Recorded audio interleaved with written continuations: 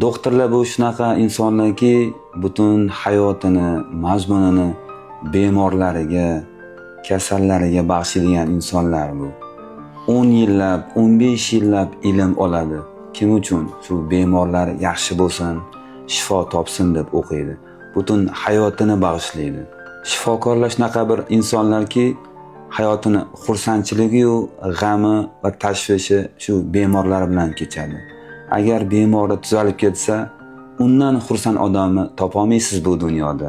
Agarki shu bemorga qilgan muolajasi yoki yozib bergan dorisi foyda bermasa, u shifokorni qalbida qayg'u, zulmat egallaydi. Shifokorlar shunaqa insonlarki, farishta emaski, xatodan xoli bo'lsa, beayb Parvardigor. Har bitta insonda o'lim haq, dard degan narsa beriladi.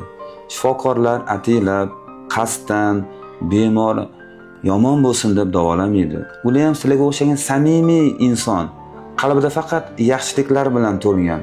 Allohdan faqat sizlarga shifo so'raydigan xalq.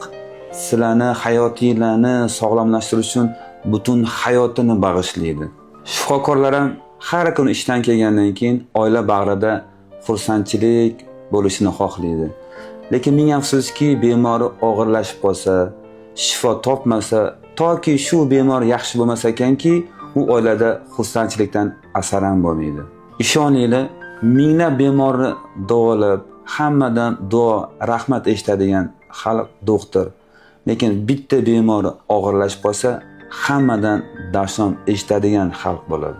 U shunaqa insonki, bemorni dardini eshitib, og'irligini bilib tursa ham, bemoriga kulib turib, siz hali ko'p yashaysiz, umidingizni cho'ktirmang deydi-yu, bemorning og'ir dardini ichiga yutib yashaydigan inson bo'ladi. Ishoninglar, shu videoni doktor tanishlarga yuborib qo'yinglar. Agar bitta like yoki qayg'uli like bosmasa, gapim yolg'on bo'ladi. Hech qachon shifokorlar, doktorlar o'zini bemoriga o'lim, og'irlashib holatini tilamaydi. Allohdan faqat va faqat yaxshiliklarni, duosini so'raydigan inson bo'ladi.